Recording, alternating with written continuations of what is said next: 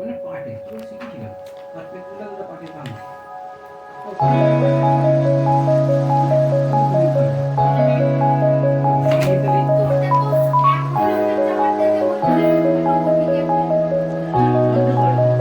আমাদের আজকের আলোচ্য বিষয় জনন। জনন জীবের একটি উল্লেখযোগ্য অন্যতম প্রধান বৈশিষ্ট্য। আমরা জানি এই জনন প্রক্রিয়ার সাহায্যে জীব নিজের অস্তিত্ব বজায় রাখে, তার ধারাবাহিকতাকে রক্ষা করে। তাহলে জনন কি? জনন হলো একটা প্রক্রিয়া। তাহলে জনন কি? জনন হচ্ছে এমন একটা পদ্ধতি যে পদ্ধতিতে জীব নিজ সত্তা এবং আকৃতি বিশিষ্ট অপত্য অর্থাৎ নিজ সদৃশ জীব সৃষ্টি করে। এই নিজ সদৃশ জীব বা অপত্য সৃষ্টির মাধ্যমে সংখ্যা বৃদ্ধি করে এবং নিজস্ব বংশধারা বজায় রাখে। তাহলে জননের গুরুত্ব বা প্রয়োজনীয়তা কি? তাহলে জীবজগতে এই অপত্য সৃষ্টির মাধ্যমে জনন পদ্ধতিতে সংখ্যা বৃদ্ধি করে জীব তার অস্তিত্ব বজায় রাখে। নাহলে প্রতিটা প্রজাতির অস্তিত্বই যদি জনন প্রক্রিয়া না থাকতো কিংবা যদি হঠাৎ করে বন্ধ হয়ে যায়, তাহলে কিন্তু পৃথিবীতে খুব শীঘ্রই সেই প্রজাতিটার অস্তিত্বটা বিপন্ন হয়ে যাবে। সেই প্রজাতিটাকে পৃথিবীতে আর খুঁজে পাওয়া যাবে না। আর একটি জনন পদ্ধতির প্রয়োজনীয়তা হচ্ছে সংখ্যা বৃদ্ধি করা। জীবের সংখ্যা বৃদ্ধি এই জনন পদ্ধতির মাধ্যমে সংঘটিত হয় এবং জননের মাধ্যমে জীব তার ধারাবাহিকতা, তার বংশানুক্রমিক ধারাকে বাঁচিয়ে রাখে। তাহলে কি বললাম? বংশানুক্রমিক ধারাটাকে বজায় রাখে এবং জীবজগতে ভারসাম্য বজায় রাখে। আমরা জানি জন্মালে মরিতে হবে। তার মানে কি? একটা জীবের যখন জন্ম হয়, জন্ম যেমন আছে তার সেরকম মৃত্যুও আছে। তাহলে মৃত্যু ঘটতে ঘটতে তাহলে তো জীবের সংখ্যা একটা সময় কমে যাবে, লুপ্ত হয়ে যাবে। কিন্তু তা হয় না কেবলমাত্র জনন প্রক্রিয়াটা সংগঠিত হয় বলে। একদিকে যেমন মৃত্যু আছে আর একদিকে সেরকম জন্ম আছে। এই জন্য জীবের মধ্যে জন্ম মৃত্যুর ভারসাম্য নিয়ন্ত্রণের মাধ্যমে জীবজগতের ভারসাম্য রক্ষা পাওয়া যায়। ঠিক আছে। আর একটা যেটা হচ্ছে অভিব্যক্তিতে সহায়তা করে, অভিব্যক্তিতে সাহায্য করে এই জনন প্রক্রিয়া। অভিব্যক্তিতে কি করে সাহায্য করে? না, যৌন জননের মাধ্যমে যখন অপত্য বংশধররা সৃষ্টি হয়, তাদের মধ্যে বিভিন্ন ধরনের বৈশিষ্ট্যের সমন্বয় ঘটে এবং বিভিন্ন প্রকরণ বা ভেদ দেখা যায়। এই প্রকরণ বা ভেদ যেটা জৈব অভিব্যক্তিতে সাহায্য করে এবং এই যে মিওসিস কোষ বিভাজনের সময়, যৌন জননের সময় যখন গ্যামেট উৎপন্ন হয়, তখন জিনের পুনর্সংযুক্তি ঘটে। এই জিনের পুনর্সংযুক্তির ফলে অনেক ভেদ, অনেক নূতন বৈশিষ্ট্য অপত্যের মধ্যে আগমন ঘটে।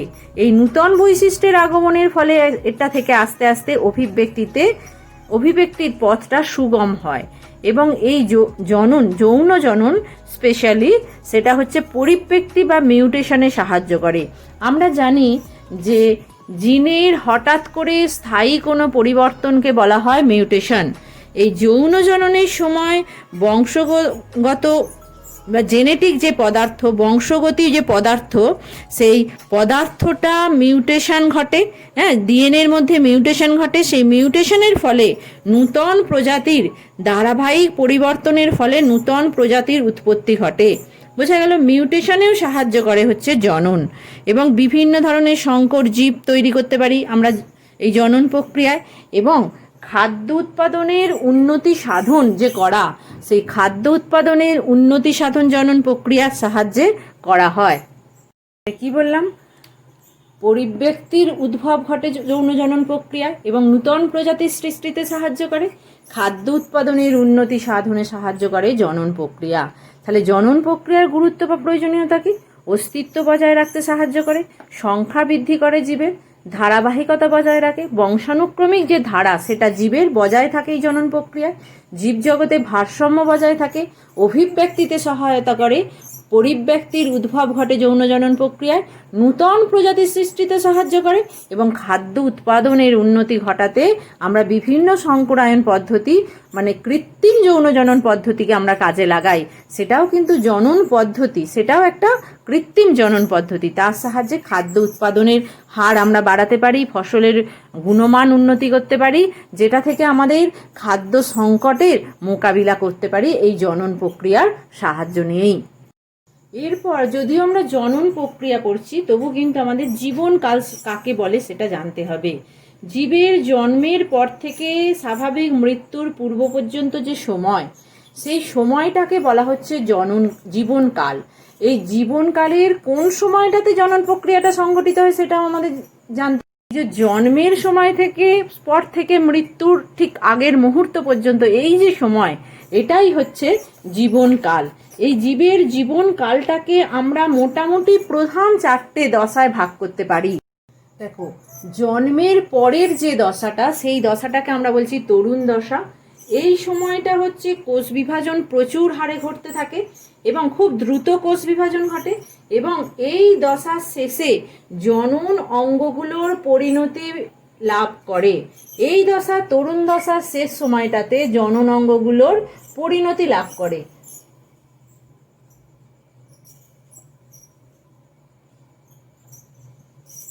বা অঙ্গের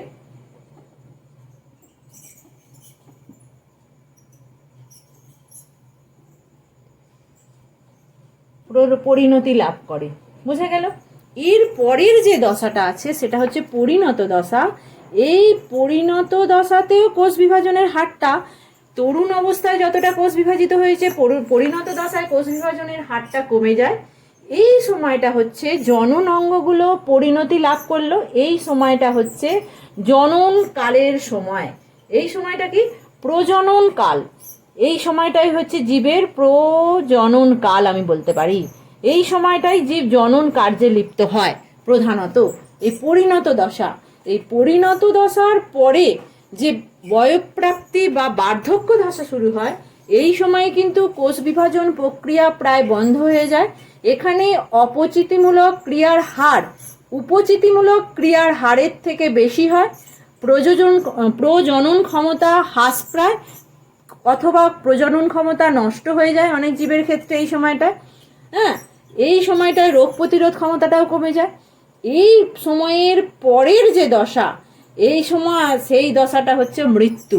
এই যে মৃত্যু দশা যেটা হয়, সেটা হচ্ছে হঠাৎ একটা দশা। এটার সময়কাল কি বলবো, খুবই কম। যখন জীবের সমস্ত শারীরবৃত্তীয় প্রক্রিয়াটা টোটালি বন্ধ হয়ে যায়, সেটাই হচ্ছে মৃত্যু জীবের। তাহলে তরুণ দশা, পরিণত দশা, বয়ঃপ্রাপ্তি বা বার্ধক্য দশা এবং মৃত্যু। আমরা দেখলাম এই পরিণত দশাটা হচ্ছে জীবের প্রজননকাল, যখন জীব জনন কার্যে লিপ্ত হতে পারে। এই জননের কোষতত্ত্বগত ভিত্তি হলো কোষ বিভাজন। জননের কোষতত্ত্বগত ভিত্তি কি? কোষ বিভাজন। সাধারণত মাইটোসিস বা অ্যামাইটোসিস প্রক্রিয়ার সাহায্যে অঙ্গজ এবং অযৌন জনন ঘটে, এবং মিওসিস কোষ বিভাজন পদ্ধতিটা যৌন জননে অংশগ্রহণ করে। তাহলে জননের সাধারণ বৈশিষ্ট্যগুলো কি কি? জননের সাধারণ বৈশিষ্ট্যগুলো হলো যে কোষতত্ত্বগত ভিত্তি হচ্ছে কোষ বিভাজন, এবং হচ্ছে আণবিক ভিত্তি হচ্ছে, জননের আণবিক ভিত্তি হচ্ছে ডিএনএ অণুর প্রতিলিপি গঠন। তাহলে জননের আণবিক ভিত্তি কি? জননের আণবিক ভিত্তি হচ্ছে ডিএনএ অণুর প্রতিলিপি গঠন। এই যে কোষ বিভাজন, আমরা জানি প্রধানত 3 ধরনের কোষ বিভাজন আছে।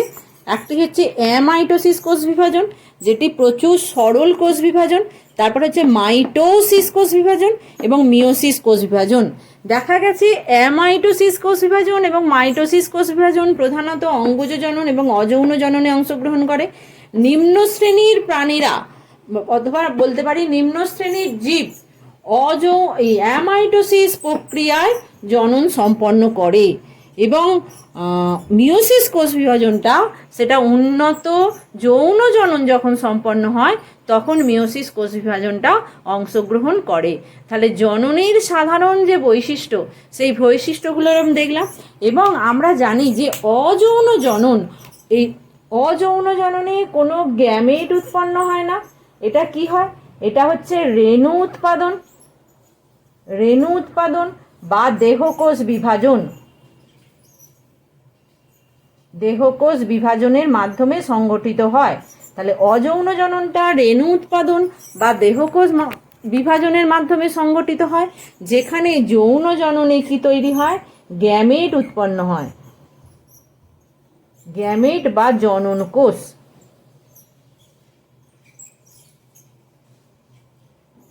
পুংগ্যামেট এবং স্ত্রী গ্যামেট উৎপন্ন হয়, তাদের মিলন ঘটে। বোঝা গেল? এই হলো জননের সাধারণ বৈশিষ্ট্য। তাহলে এখান থেকে আমরা যৌন জনন এবং অযৌন জননের প্রধান পার্থক্য কি? যৌন জনন এবং অযৌন জননের প্রধান পার্থক্য হচ্ছে যৌন জননে গ্যামেট উৎপন্ন হয়, গ্যামেটের মিলন ঘটে, এবং অযৌন জননে গ্যামেট উৎপন্ন হয় না। অযৌন জনন কি? রেণু উৎপাদন বা দেহকোষ বিভাজনের মাধ্যমে সংগঠিত হয়। আজকে আমরা দেখব যে এই অযৌন জননটা সংক্ষেপে আমরা আলোচনা করব। তাহলে অযৌন জনন কাকে বলে? যে জনন প্রক্রিয়ায় গ্যামেট উৎপাদন ছাড়া জনুত্র জীবের দেহকোষ বিভাজন অথবা রেণু উৎপাদনের মাধ্যমে অপত্য জীব সৃষ্টি হয়। তাহলে অযৌন জনন কাকে বলে? অযৌন জনন হচ্ছে এমন একটি জনন পদ্ধতি যেখানে গ্যামেট উৎপাদন ছাড়া দেহকোষ বিভাজন বা রেণু উৎপাদনের মাধ্যমে যে জনন প্রক্রিয়াটা সম্পন্ন হয়। এই অযৌন জননের বৈশিষ্ট্য কি? অযৌন জননের বৈশিষ্ট্যগুলো আমরা দেখি।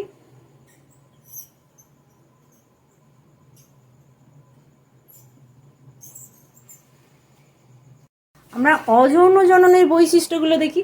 অযৌন জনন এমন একটা জনন পদ্ধতি যেখানে একটি মাত্র জনুত্র জীব প্রয়োজন হয়, দুটো জনুত্র জীবের প্রয়োজন হয় না। অর্থাৎ আমি খুব সহজভাবে বলতে পারি বাবা মা দুজনকে লাগে না। একটি জনুত্র জীব থাকলেই অযৌন জনন সংঘটিত হতে পারে, এবং এখানে গ্যামেট উৎপন্ন হয় না। এটার প্রধান যে ঘটনাটা ঘটে সেটা রেণু উৎপাদন হয় অথবা কোষ বিভাজন হয়, দেহকোষ বিভাজিত হয় অথবা রেণু উৎপন্ন হয়। আর এই অযৌন জননে যে অপত্য জীবগুলো তৈরি হয়, এই অপত্য জীবগুলো মাতৃজীবের সম বৈশিষ্ট্যযুক্ত হয়। এটি একটি উল্লেখযোগ্য ঘটনা। এই যে অযৌন জননের ফলে উৎপন্ন এই যে মাতৃজীবের সমবৈশিষ্ট্য সম্পন্ন অপত্য জীবগুলোকে বলা হয় ক্লোন। এদেরকে কি বলা হয়? ক্লোন। এদেরকে বলা হয় ক্লোন। তাহলে অযৌন জননে এরকম ক্লোন উৎপন্ন হয়। হ্যাঁ, অযৌন জনন প্রক্রিয়া দেহকোষ অ্যামাইটোসিস বা মাইটোসিস প্রক্রিয়ায় বিভাজিত হয়ে অপত্য সৃষ্টি করে। ওই জন্য এটাকে বলা হয় সোমাটোজেনিক জনন। এই অযৌন জননটার আর একটা নাম আছে সোমাটোজেনিক জনন। বোঝা গেল? এবং এই অযৌন জননে মিওসিস অংশগ্রহণ করে না, মিওসিস প্রক্রিয়াটা সংঘটিত হয় না। এখানে কোনো ক্রসিং ওভার ঘটে না, এখানে কোনো নূতন বৈশিষ্ট্যের আগমন ঘটে না, কোনো ভেদ বা প্রকরণ দেখা যায় না। অযৌন জনন ওই জন্য অভিব্যক্তিতে অংশগ্রহণ করে না। কতগুলো no no no no no দেখো, no meiosis, no crossing over, no নতুন বৈশিষ্ট্য, নো ভেদ বা প্রকরণ, নো অভিব্যক্তিতে অংশগ্রহণ। বোঝা গেল? তাহলে এই হলো অযৌন জননের সাধারণ বৈশিষ্ট্য। এবার আমরা দেখব অযৌন জনন কোথায় সংঘটিত হয়, এর ঘটনাস্থলটি কোথায়। এরপর আমরা দেখব অযৌন জনন কোথায় সংঘটিত হয়। অযৌন জনন প্রধানত এককোষী জীবদেহে এবং কিছু বহুকোষী জীবদেহে সম্পন্ন হয়। আমরা দেখি উদ্ভিদ এবং প্রাণীকে আলাদা আলাদাভাবে ভাগ করে কোথায় অযৌন জনন সংঘটিত হয়। দেখো, প্রাণীদের ক্ষেত্রে অযৌন জনন সম্পন্ন হয় এরকম আমি কয়েকটা গোষ্ঠীর নাম উল্লেখ করে আমি স্থানগুলো লিখেছি, এই জীবের নামগুলো লিখেছি। যেমন হচ্ছে প্রোটোজোয়া। প্রোটোজোয়ার মধ্যে অ্যামিবা, প্যারামেসিয়াম, ইউগ্লিনা ইত্যাদির মধ্যে অযৌন জনন সম্পন্ন হয়। নিডেরিয়া, এগুলো একটা পর্ব বা গোষ্ঠী বলতে পারি। নিডেরিয়া পর্বের হাইডার মধ্যে অযৌন জনন দেখা যায়। চ্যাকটা কৃমি, এটাও একটা গোষ্ঠী। প্ল্যানেরিয়ার মধ্যে দেখা যায়, প্ল্যানেরিয়া নামক প্রাণীটার মধ্যে? একাইনোডার্মাটা। এদের তারা মাছ, এই গোষ্ঠীর অন্তর্ভুক্ত তারা মাছের মধ্যে অযৌন জনন দেখা যায়। এরকম আরো অনেক প্রাণী আছে, আমি কতকগুলো উদাহরণ দিলাম। এবার আমরা দেখব উদ্ভিদ কোষের ক্ষেত্রে কোথায় অযৌন জনন দেখা যায়। অযৌন জনন উদ্ভিদের একটা কমন ঘটনা, এইটা অনেক উদ্ভিদের ক্ষেত্রে দেখা যায়। আমি কয়েকটা গোষ্ঠীর উল্লেখ করলাম, যেমন ছত্রাক। ছত্রাকের ক্লোরোফিল থাকে না, আমরা জানি। এই ছত্রাকে যেমন ইস্ট, পেনিসিলিয়াম এদের মধ্যে দেখা যায়। শৈবাল ক্ল্যামাইডোমোনাসে দেখা যায়।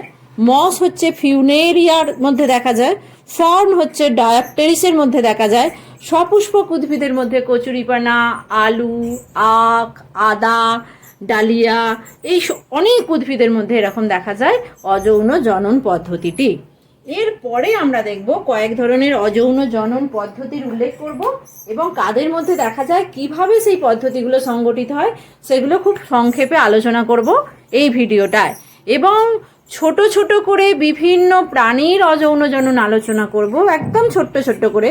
আজকে হয়তো আমি অ্যামিবার কথা বলবো, এই যে অন্য একটা ছোট্ট ভিডিও প্যারামেসিয়ামে অযৌন জননটা বলবো, সেটা আমার আর একটা ইউটিউব চ্যানেল আছে, এর নিউ রিদম, সেই নিউ রিদম এডুকেয়ারে আমি সেগুলো ছোট্ট ছোট্ট করে বলবো। আজকে এই চ্যানেলটা তমাল দাস এডুকেয়ারে আমি একটু এই আলোচনাগুলো অ্যাজ এ হোল করব। প্রথমে যে পদ্ধতিটার নাম উল্লেখ করব সেটা হচ্ছে বিভাজন পদ্ধতি। এই বিভাজন পদ্ধতিতে যে অযৌন জনন সম্পন্ন হয়, দেখা গেছে বিভাজন পদ্ধতিতে দেহকোষ অ্যামাইটোসিস বা মাইটোসিস প্রক্রিয়ায় বিভাজিত হয়ে অপত্য কোষ উৎপন্ন করে। এই বিভাজনটা যখন একটি কোষ থেকে দুটি কোষ তৈরি হয়, তখন দুটি স্বাধীনজীবী অপত্য জীব সৃষ্টি হয়, তখন সেটাকে বলা হচ্ছে দ্বিবিভাজন পদ্ধতি। এবং একটি কোষ থেকে যখন দুইয়ের বেশি অপত্য তৈরি হয়, তখন সেটাকে বলা হয় বহু বিভাজন পদ্ধতি। আমি দ্বিবিভাজন পদ্ধতি উল্লেখ করব, অ্যামিবার দ্বিবিভাজন পদ্ধতিটি উল্লেখ করব। এই দ্বিবিভাজন পদ্ধতিটা সরল অ্যামাইটোসিস পদ্ধতিতে সংগঠিত হয়। দেখি এটা কি ঘটে। এখানে আমি অ্যামিবার একটা কোষ দেখতে পাচ্ছি, এটা হচ্ছে অ্যামিবার নিউক্লিয়াস, এটা হচ্ছে কোষ। কোষের মধ্যে এই যে প্রোটোপ্লাজম আছে। এই যে অ্যামিবার নিউক্লিয়াসটা প্রথমত একটা ডাম্বেলের আকার ধারণ করে। অ্যামিবার নিউক্লিয়াসটা যখন এই জননটা সংগঠিত হতে যায়, তখন একটা কিসের আকার ধারণ করে? ডাম্বেলের আকার ধারণ করে।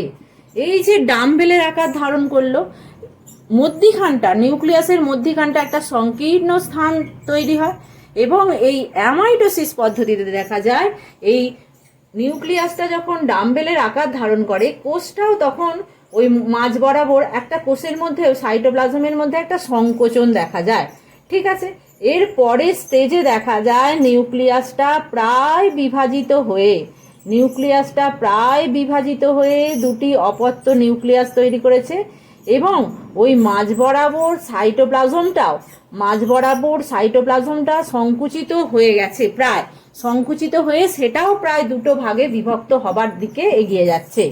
এরপরে স্টেজে দেখব যে সাইটোপ্লাজম এবং নিউক্লিয়াস দুটোই বিভাজিত হয়ে দুটো অপত্য কোষ তৈরি করেছে। এই যে বিভাজন পদ্ধতি, এটা আমি অ্যামাইটোসিস বিভাজন পদ্ধতিতে কিভাবে একটি অ্যামিবা থেকে দুটি অপত্য স্বাধীনজীবী অ্যামিবা সৃষ্টি হয় সেটা বললাম। এটা হচ্ছে দ্বিবিভাজন পদ্ধতি। এবার আমি বহুবিভাজন পদ্ধতি বলবো, অ্যামিবারই আমি বহুবিভাজন পদ্ধতিটা আলোচনা করব। এই বহুবিভাজন পদ্ধতিতে দেখা যায় প্রথমে অ্যামিবার এই যে ক্ষণপদগুলো আছে, এই ক্ষণপদগুলো প্রথমে অবলুপ্ত হয়ে যায়। ক্ষণপদগুলো অ্যামিবা গুটিয়ে নেয়। প্রথমে গুটিয়ে নেবার পরে এই যে কোষটা তৈরি হলো অ্যামিবার, এই কোষের দেহ থেকে পদার্থ খরিত হয়ে তিনটে প্রাচীর তৈরি হয়। এই যে তিনটে দেখেছি আমি, তিনটে কালার দিয়ে দেখেছি, সবুজ, লাল আর নীল। এই যে তিনটে প্রাচীর তৈরি হলো, এই তিনটে প্রাচীর হচ্ছে একটা সিস্ট তৈরি করলো। এই তিনটে প্রাচীরকে একসঙ্গে বলা হবে সিস্ট তৈরি করলো, সিস্ট দশা তৈরি করলো। বোঝা গেল? এর ভিতরে এবার ওই অ্যামিবার নিউক্লিয়াসটা অনেক বিভাজিত হয়ে অনেক নিউক্লিয়াস তৈরি করবে এবং খানিকটা করে সাইটোপ্লাজম নিয়ে অপত্য অ্যামিবা তৈরি করবে বিভাজন পদ্ধতির সাহায্যে। এবং এই যে অপত্য অ্যামিবাগুলো তৈরি করলো, তখন এদেরকে বলা হবে সিউডোপোডিও রেণু। এদেরকে কি বলা হবে? সিউডোপোডিও।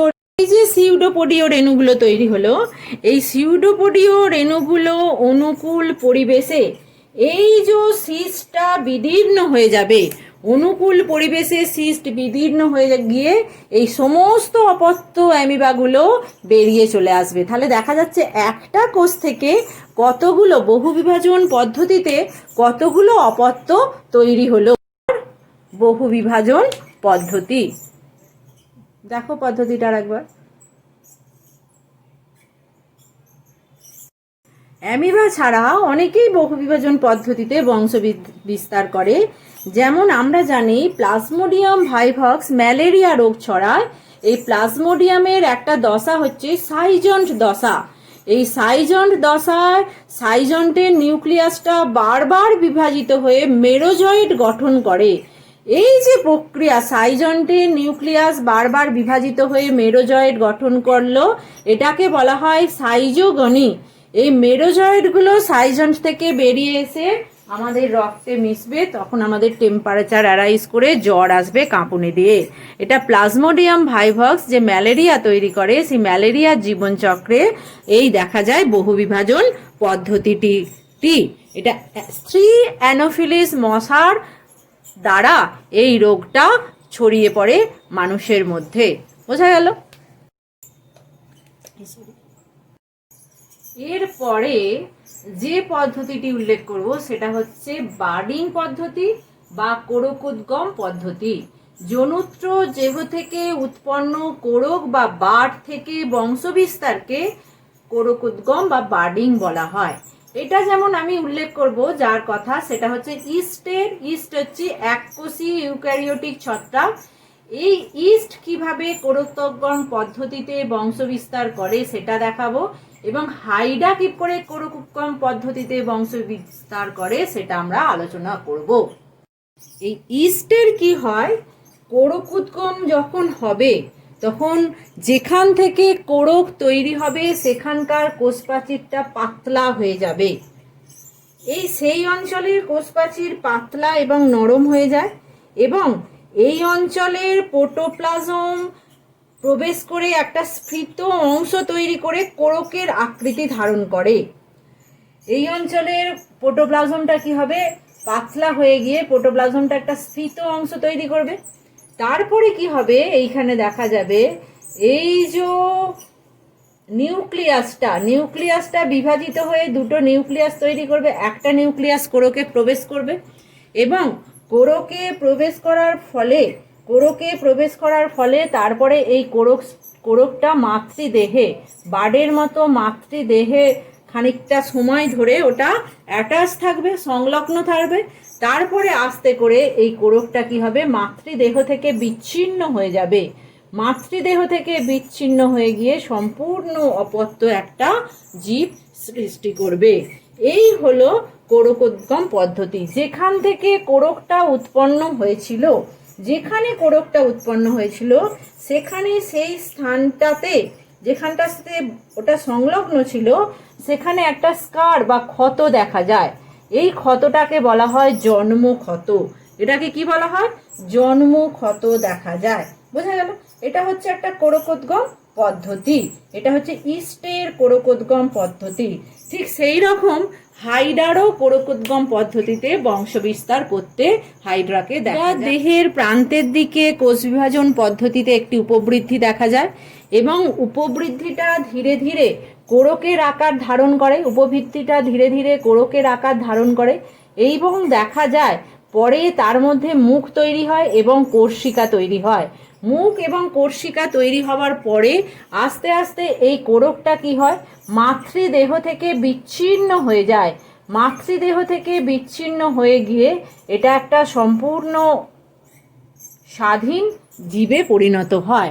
এই যে হাইড্রার কোরকোদ্গম পদ্ধতি, এটা হচ্ছে এক্সটার্নাল বা এক্সট্রোজেনাস বার্ডিং বা এক্সোজেনাস কোরোদগম পদ্ধতি হাইডার ক্ষেত্রে যেটা দেখা যায়, এটা বাইরে থেকে উৎপন্ন হয় বলে একে এরূপ নামকরণ করা হয়। এরপর আমরা দেখব খণ্ডীভবন নামক অযৌন জনন পদ্ধতি, যে এটা হচ্ছে এক ধরনের অঙ্গজ জনন প্রক্রিয়া। জনুত্র দেহটা কয়েকটা খণ্ডে ভেঙে যায় এবং প্রতিটা খণ্ড থেকে অপত্য সৃষ্টি হয়। এই পদ্ধতিটা নিম্ন শ্রেণীর জীবেদের মধ্যে দেখা যায়। তাহলে কি বললাম, জনুত্র দেহ খণ্ডে বিভক্ত হয়ে গিয়ে প্রতিটি খণ্ড থেকে যখন অপত্য তৈরি হয়, স্বাধীনজীবী অপত্য, তখন সেই পদ্ধতিটাকে বলা হয় খণ্ডীভবন পদ্ধতি। যেমন স্পাইরোগাইরা নামক শৈবালে এটা দেখা যায় খণ্ডীভবন পদ্ধতি, ছত্রাক মিউকর নামক ছত্রাকে দেখা যায় খণ্ডীভবন পদ্ধতি, রিক্সিয়া নামক ব্রায়োফাইটায় দেখা যায় খণ্ডীভবন পদ্ধতি, অ্যাজোল্লা নামক টেরিডোফাইটায় দেখা যায় খণ্ডীভবন পদ্ধতি। তাছাড়াও বিভিন্ন ধরনের জীবের মধ্যে খণ্ডীভবন পদ্ধতি দেখা যায়। বোঝা গেল? তাহলে এই খণ্ডীভবন পদ্ধতির সাহায্যে কি হয়, যে দেহটা খণ্ডে বিভক্ত হয়ে যায়, বিভক্ত হয়ে গিয়ে প্রতিটা খণ্ড থেকে কি হয়ে যায়, অপত্য তৈরি হয়। আজকে আমরা শৈবালের খণ্ডীভবন পদ্ধতিটি দেখব। তাছাড়া আমি বললাম ছত্রাকে, ব্রায়োফাইটা, টেরিডোফাইটায় খণ্ডীভবন পদ্ধতিতে অযৌন জনন সম্পন্ন হয়। আমি একটা সূত্রাকার শৈবাল স্পাইরোগাইরা এঁকেছি, জলজ সূত্রাকার শৈবাল স্পাইরোগাইরা। স্পাইরোগাইরার এই যে দেখা যাচ্ছে, এটা হচ্ছে সূত্রাকার কোরোপ্লাস্ট। ঠিক আছে, এই স্পাইরোগাইরা কোনো আঘাতজনিত কারণে যদি এরকম খণ্ডে খণ্ডে বিভক্ত হয়ে যায়, দেখা যায় এই রকম প্রতিটা খণ্ড থেকে পরে কোষ বিভাজনের মাধ্যমে সম্পূর্ণ স্পাইরোগাইরা সৃষ্টি হয়। এই প্রতিটি খণ্ড অপত্য স্পাইরোগাইরায় সৃষ্টি করে। এটাই হচ্ছে স্পাইরোগাইরার খণ্ডীভবন পদ্ধতি। তাছাড়া আরেকটি পদ্ধতির কথা আমরা এখন উল্লেখ করব, সেটা হচ্ছে পুনরুৎপাদন পদ্ধতি। পুনরুৎপাদন পদ্ধতি কাকে বলে? জীবদেহের কোনো কাটা অংশ থেকে পূর্ণাঙ্গ জীবের পুনর্গঠন প্রক্রিয়াকে পুনরুৎপাদন বলা হয়। যখন এই পুনরুৎপাদন পদ্ধতি দেখা যায় দুটো ভাগে বিভক্ত, একটাকে বলা হয় রিপারেটিভ পুনরুৎপাদন পদ্ধতি, আর একটা হচ্ছে রেস্টোরেটিভ পুনরুৎপাদন পদ্ধতি। এক্ষেত্রে কোনো ক্ষয়প্রাপ্ত কলার যখন পুনর্গঠন হয়, রিপারেটিভের ক্ষেত্রে কোনো ক্ষয়প্রাপ্ত কলার পুনর্গঠন হয়।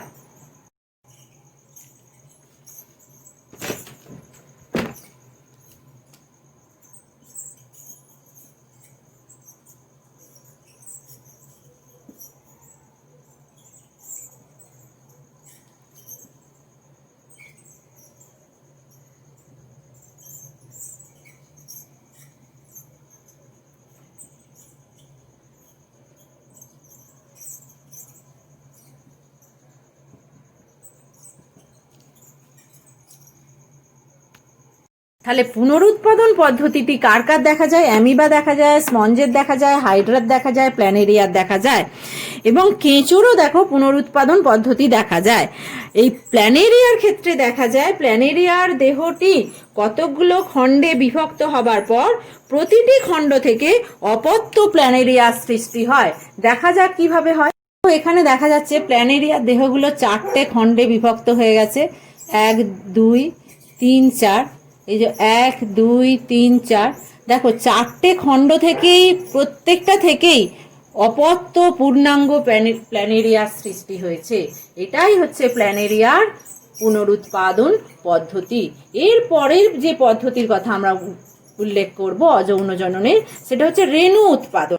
যে প্রক্রিয়ায় রেণু উৎপাদনের মাধ্যমে উদ্ভিদ অযৌন জনন সম্পন্ন করে, সেই প্রক্রিয়াটাকে বলা হয় স্পোরিউলেশন। তাহলে রেণু উৎপাদন পদ্ধতিতে অযৌন জনন সম্পন্ন করার প্রক্রিয়াটাকে কি বলা হয়? স্পোরিউলেশন। এই যে রেণু উৎপন্ন হয়, আমরা দুই ধরনের রেণু দেখতে পাই। একটা রেণু হচ্ছে চলরেণু,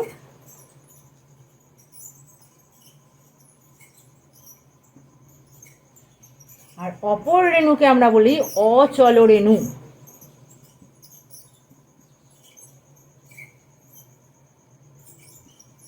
এই যে চলরেণু, এদের কি থাকে, এদের ফ্লাজেলা থাকার জন্য এই রেণুগুলো বিচলন করতে পারে।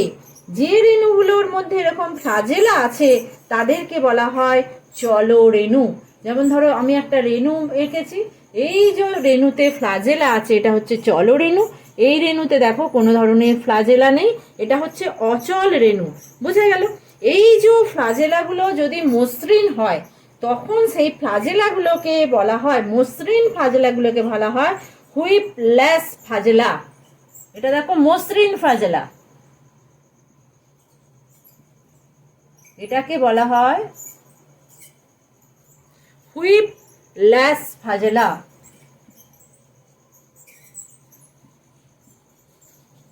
ফ্লাজেলা। এবং যে ফ্লাজেলাগুলো মসৃণ হবে না, অমসৃণ হবে, তাদেরকে বলা হয় টেনসেল ফ্লাজেলা। চলরেণুতে দু ধরনের ফ্লাজেলা দেখা যায়, একটা মসৃণ ফ্লাজেলা যাকে বলা হয় হুইপলেস ফ্লাজেলা, আর একটা হচ্ছে অমসৃণ ফ্লাজেলা যে ফ্লাজেলার মধ্যে চুলের মতো অনেক উপবৃদ্ধি দেখা যায়। এই ধরনের ফ্লাজেলাগুলোকে বলা হয় টেনসেল ফ্লাজেলা। বোঝা গেল? এই টেনসেল ফ্লাজেলা এবং হুইপলেস ফ্লাজেলার সাহায্যে এই চলরেণুগুলো মধ্যে সঞ্চালন দেখা যায়।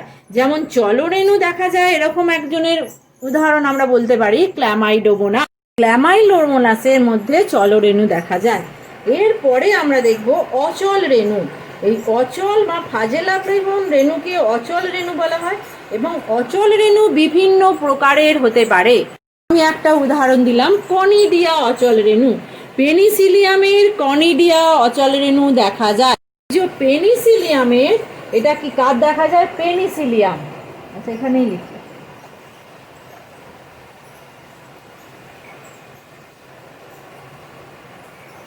এই পেনিসিলিয়ামের অচল রেণু দেখা যায়। এই পেনিসিলিয়ামের যে কনিডিওফোর, এইগুলোকে বলা হয় কনিডিওফোর। এই কনিডিওফোরের অগ্রভাগে এক বা একাধিক শৃঙ্খলে সজ্জিত কোষ বিভাজন পদ্ধতিতে অনেক রেণু উৎপন্ন হয়। এই রেণুগুলো এখান থেকে বিচ্ছিন্ন হয়ে গিয়ে আবার অপত্য সৃষ্টি করে। এই কনিডিওফোরে যে রেণু দেখা যায় সেটাকে বলা হয় কনিডিয়া। এবং আরেকটি রেণু হচ্ছে যেমন ছত্রাকের মধ্যে দেখা যায় ওইডিয়া।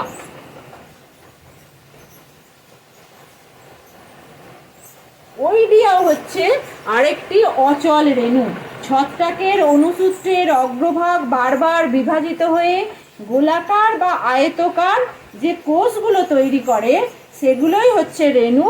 হ্যাঁ, এই রেণুগুলোর অঙ্কুরোদ্গমের সাহায্যে নূতন অনুসূত্র তৈরি করা যায়। যেমন ওইডিয়া দেখা যায়, অ্যাগারিকাসে ওইডিয়া দেখা যায়। এই যে ওইডিয়া রেণুটা দেখা যায় অ্যাগারিকাস ছত্রাকে দেখা যায়, অ্যাগারিকাসে ওইডিয়া রেণু দেখা যায়। এরূপ আরও অনেক অচল রেণু আছে, যেমন হিপনো রেণু। খাদ্য সঞ্চয়ের ফলে হিপনো রেণু তৈরি হয়, এটা ক্ল্যামাইডোমোনাসে দেখা যায়। ক্ল্যামাইডো রেণু সেটা হচ্ছে মিউকরে দেখা যায় ক্ল্যামাইডো রেণু। তারপরে হচ্ছে একাইনেট দেখা যায়, এটাও একটা অচল রেণু যেটা খাদ্য সঞ্চয়ের ফলে হয়। ব্যাসিডিও রেণু দেখা যায়, অ্যাস্কো রেণু দেখা যায়। এগুলো সবই হচ্ছে বিভিন্ন প্রকারের অচল রেণু। তাহলে আমরা সংক্ষেপে আজকে অযৌন জনন পদ্ধতি আলোচনা করলাম। এখন আমরা দেখব অযৌন জনন পদ্ধতির সুবিধা এবং অসুবিধাগুলি। অযৌন জননের সুবিধা হচ্ছে এতে একটি মাত্র জনূত্র জীবের প্রয়োজন হয়, দুটি জনূত্র জীবের দরকার হয় না, এবং এই জনন পদ্ধতি দ্রুত হারে বংশ বিস্তার করে। একসাথে অনেক অপত্য তৈরি হতে পারে এই অযৌন জনন পদ্ধতিতে। কিন্তু এর অসুবিধার জায়গা কোনটা? অসুবিধার জায়গা হচ্ছে এখানে কোনো ক্রসিং ওভার ঘটে না, এই জন্য জিনের পুনর্বিন্যাস ঘটে না, নূতন বৈশিষ্ট্য সৃষ্টি হয় না, কোনো প্রকরণ বা ভেদ দেখা যায় না, অভিব্যক্তিতে অংশগ্রহণ করে না, নূতন প্রজাতি সৃষ্টিতে কোনো ভূমিকা নেই। এই যে নূতন প্রজাতি সৃষ্টিতে কোনো ভূমিকা নেই, এটা একটা অসুবিধার জায়গা অযৌন জনন পদ্ধতিতে। এবং এই অযৌন জনন পদ্ধতিতে এদের হচ্ছে অভিযোজন ক্ষমতা, যে ক্লোনগুলো উৎপন্ন হয় ক্লোনগুলোর অভিযোজন ক্ষমতা অনেক কম হয়, এটাও একটা বলতে পারি নো অভিযোজন ক্ষমতা।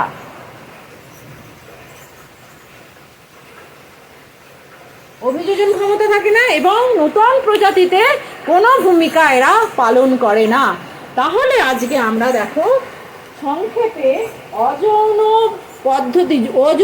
জনন পদ্ধতির বিভিন্ন দিক নিয়ে আলোচনা করলাম। এরপরে অযৌন জননের বিভিন্ন আরও বিষয়বস্তু আছে। অনেক জীবের অযৌন জনন ছোট ছোট করে, এবং এই যে রেণু উৎপাদন, আরও অনেক রেণুর কথা বলতে হবে, যেগুলো আমি ছোট ছোট করে আমার এই নিউ রিদম এডুকেয়ার এবং এই চ্যানেলেও বলবো। আজ এখানেই শেষ করলাম।